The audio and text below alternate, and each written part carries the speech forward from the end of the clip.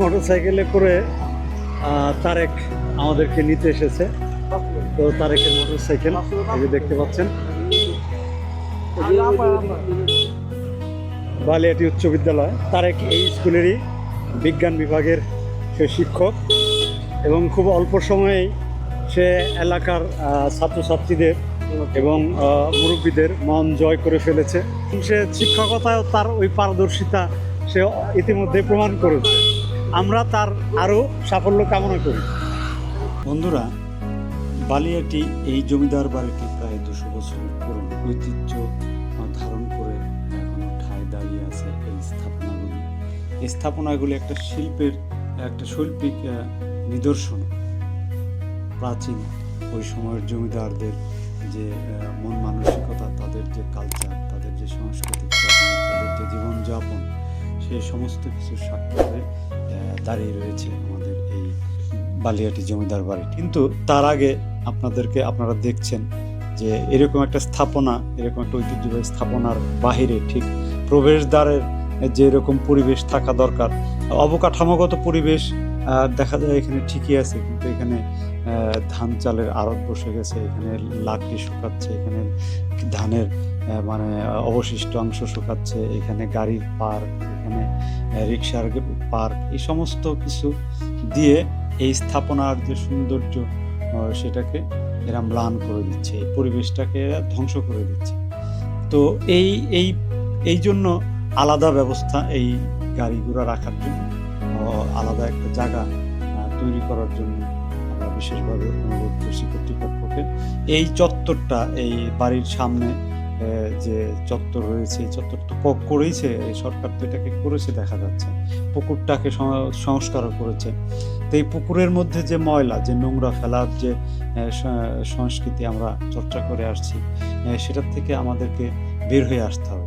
আমি বিনীতভাবে মানে মানুষ এখানে যারা ঘুরতে আসবেন তাদেরকে অনুরোধ করব যে আপনারা একটা ময়লা খাবার প্যাকেট, ঠোঙ্গা বা চিপসের প্যাকেট একটা নির্দিষ্ট জায়গায় ফেলুন, একটা সুনির্দিষ্ট জায়গায় ফেলুন, এবং কর্তৃপক্ষকে বলবো যে আপনারা এই ময়লা ফেলার জন্য ডাস্টবিন স্থাপন করে দিন। এভাবে পুকুরের মধ্যেই যে প্রচুর খাবারের প্যাকেট, ঠোঙ্গা, চিপসের প্যাকেট ভাসছে, হ্যাঁ, এটা দেখতেও খারাপ লাগে। আপনাদের কাছে খারাপ লাগে কিনা জানি না, আমার কাছে খারাপ লাগছে যে এরকম আমাদের দেশে এরকম একটা ঐতিহ্যবাহী সুন্দর স্থাপনা দেখতে আসি, ঘুরতে আসি, বেড়াতে আসি। আমাদের দায়িত্ব হলো এই পরিবেশকে রক্ষা করা, এবং কর্তৃপক্ষের দায়িত্ব এই পরিবেশের অবকাঠামোকে নিশ্চিত করা দর্শনার্থীদের জন্য। এখানে কোনো লাকড়ি শুকানো, এখানে কোনো গাড়ি পার্ক করা, অর্থাৎ এই যে চত্বরটা বানানো হয়েছে সামনে, এই পুরো চত্বরটাকেই খোলা রাখার জন্য আমি কর্তৃপক্ষকে বিশেষভাবে অনুরোধ করব যে আপনারা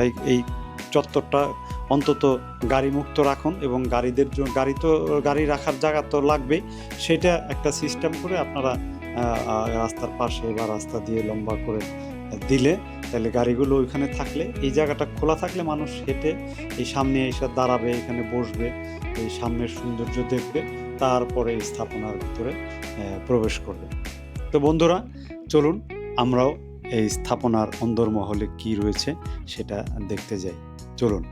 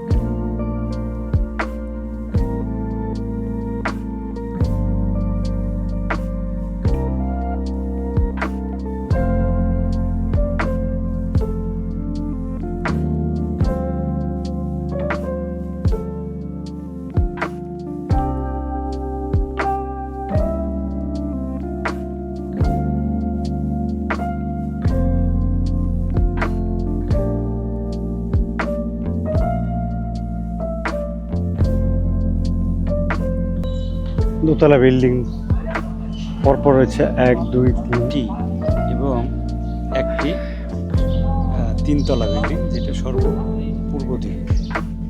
বন্ধুরা, চলুন আমরা জমিদার বাড়ির অন্দরমহলে যাই। অন্দরমহলের যে পুকুরের যে ঘাট, এই যে দেখুন পরপর 1 2 3 4 5টা পুকুরের ঘাটলা, 5টা পুকুর, একটা পুকুর তার 5টা ঘাটলা। এখানে শুধু অন্দরমহলের যে রমণীরা থাকতেন, যে রানীরা থাকতেন, তাদের গোসলের জন্য জমিদাররা ভিতরে এই পুকুর খনন করেছিলেন। এখানে কোনো পুরুষ প্রবেশ করতে পারত না। প্রচুর দর্শনার্থী আছে। আমরা আজকে আসছি একদম শেষ সময়, পরন্ত বিকেলে। এই বিকেলবেলা সন্ধ্যার প্রাক্কালে আমরা এখানে এসে পৌঁছালাম।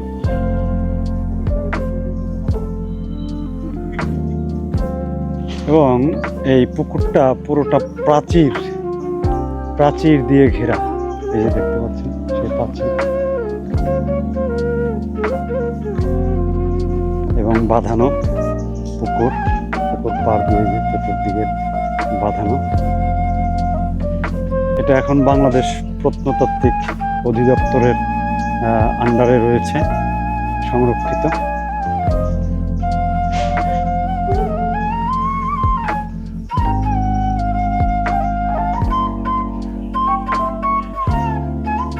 ওই ভিতরে যে বিল্ডিং দেখা যাচ্ছে, ওইখানেই জমিদাররা থাকতেন, তার রমণীরা এই পুকুরে গোসল করতেন। পুরো পুকুরটাই প্রাচীর দিয়ে ঘেরা। জমিদারদের ব্যবহৃত শৌচাগার বা টয়লেট, এই যে সারি বাঁধানো, দেখেন টয়লেট এখান থেকে শুরু করে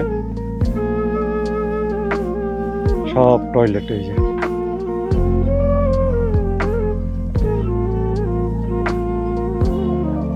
সাধারণ মানুষের টয়লেট এবং জমিদারদের জন্য এই সাইডে স্পেশালভাবে তৈরি ছিল এই টয়লেটগুলো। তার ধ্বংসাবশেষ এখানে এখনো বিদ্যমান রয়েছে। পুরোপুরি ধ্বংস হয়নি, তো তার এখনো কিছুটা রয়েছে, ভালোভাবেই রয়েছে।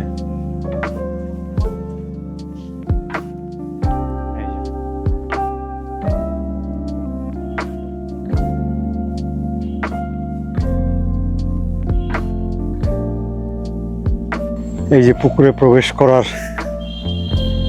যে দ্বার রয়েছে, প্রবেশ দ্বার, এই যে তালা দিয়ে আটকানো, এই ঘাট দিয়েই রমণীরা প্রবেশ করতেন। ভিতরে দেখার চেষ্টা করি। এই যে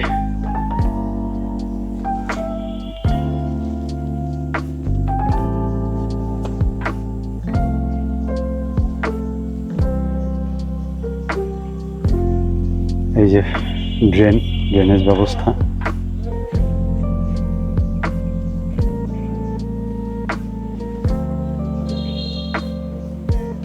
এরকম ভাবে প্রত্যেকটা বিল্ডিং এর পুকুরে আসার, অন্দরমহল থেকে পুকুরে রমণীরা আসতেন। এরকম 1 2 3 4টা 5টা ঘাটলা রয়েছে সর্বমোট।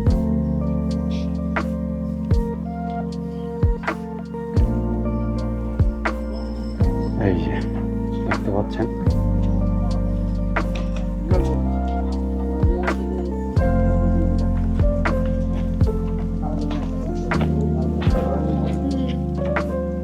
লাল শাপলা আমরা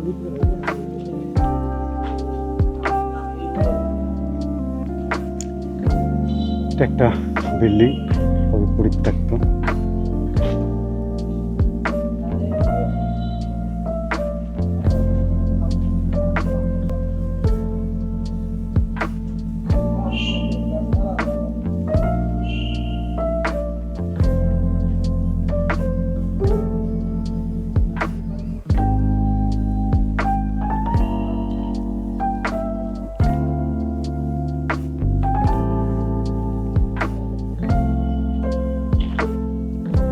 অন্দরমহলের রমণীরা হয়তো ব্যবহার করত দোতলা বিল্ডিং।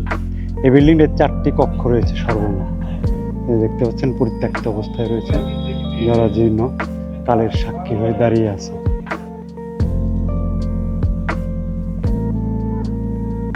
ঠিক এরই অপোজিটে বড় বিল্ডিং রয়েছে, এই যে দেখতে পাচ্ছেন, এটাও দোতলা।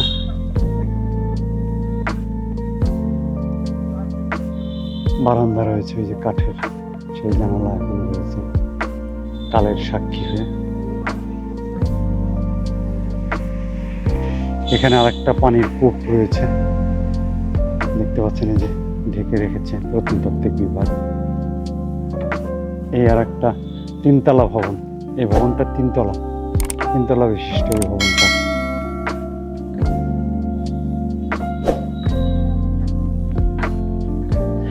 পাশাপাশি 2টা ভবন, মাঝখানের রাস্তা, বাগানও ছিল হয়তো একসময়, এখনো কিছু বাগান রয়েছে এখানে।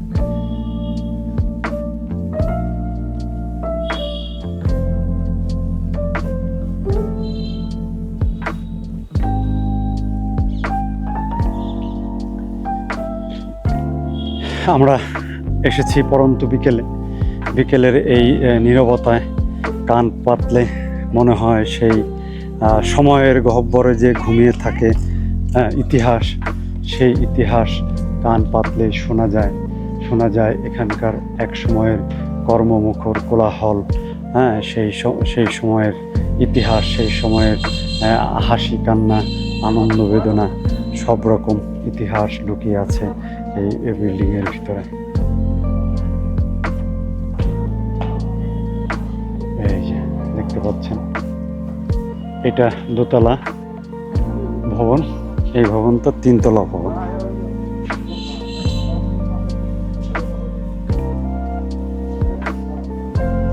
এই যে এই বারান্দাটা একটু কার্ভ করে তৈরি করা হয়েছে, দেখতে পাচ্ছেন, ভেঙে পড়ছে হয়তো, ভেঙে গেছে অনেকটা।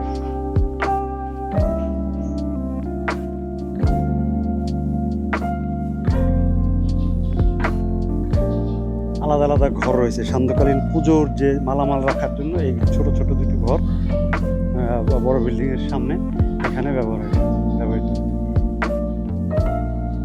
অনেক বড় বড় মিষ্টি। কি নাম এই মিষ্টির? এটা ক্ষীরমালাই না, এটা ক্ষীরমালাই স্পেশাল। এটা সন্দেশ, ছানার সন্দেশ, চমচম, পিওর ছানা। ছানার তো ছানা, আবার পিওর কি মানে? তাহলে ভেজাল আছে নাকি? ভেজাল ছানা হয়, হ্যাঁ, এটা পিওর। অর্থাৎ এখানে ওনারা এলাকা লোকালি করে, এখানে ভেজাল ওনারা করে না এবং ভেজাল করার কোনো সুযোগ নেই। অত্যন্ত প্রসিদ্ধ একটা মিষ্টির দোকান। পঞ্চের মিষ্টি রসগোল্লা, এই যে রসে ভিজানো রয়েছে। আমরা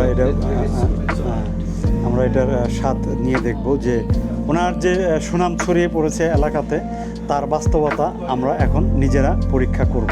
চলুন।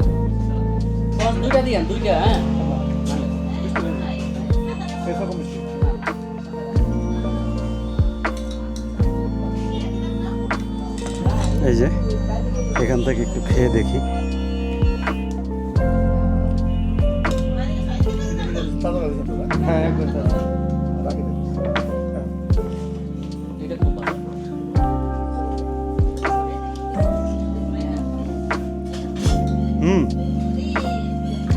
এটা কি সরমালাই না?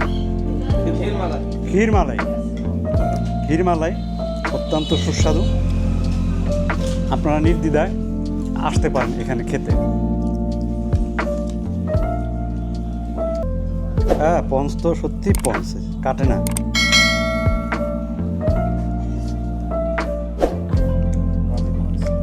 হ্যাঁ, তবে মিষ্টি, পঞ্চের মিষ্টি এত মিষ্টি হয় না, সাধারণত কম মিষ্টি থাকে। বালিয়াটি জমিদার বাড়ির সামনের যে মার্কেট, এই জমিদার বাড়িকে ঘিরে গড়ে উঠেছে এখানে ব্যবসা প্রতিষ্ঠান, বিভিন্ন ধরনের দোকান, মিষ্টির দোকান, বিভিন্ন খাবারের দোকান, খেলনার দোকান। তো আমি এখানে একটা মিষ্টির দোকানের থেকে মিষ্টি খেলাম, এই লোকালি, এখানকার স্থানীয়। তো তাদের এই সরমালাইটা বেশ ভালো, পঞ্চের মিষ্টিটা অত্যন্ত মিষ্টি। স্পঞ্জের মিষ্টি যেটা হয় সেটার মধ্যে এত মিষ্টি দিতে হয় না সাধারণত। যাই হোক, এলাকা ভিত্তিক এই খাবারগুলো হয়ে থাকে। বন্ধুরা, আপনাদের যদি আমার এই ভিডিও ভালো লাগে তাহলে আমার যে চ্যানেল রয়েছে মানুষ, চ্যানেলকে লাইক করবেন, শেয়ার করবেন এবং অবশ্যই সাবস্ক্রাইব করবেন। সঙ্গে থাকার জন্য ধন্যবাদ। আপনাদের যদি আমার এই ভিডিও ভালো লাগে তাহলে আমার যে চ্যানেল রয়েছে মানুষ, চ্যানেলকে লাইক করবেন, শেয়ার করবেন এবং অবশ্যই সাবস্ক্রাইব করবেন। সঙ্গে থাকার জন্য ধন্যবাদ।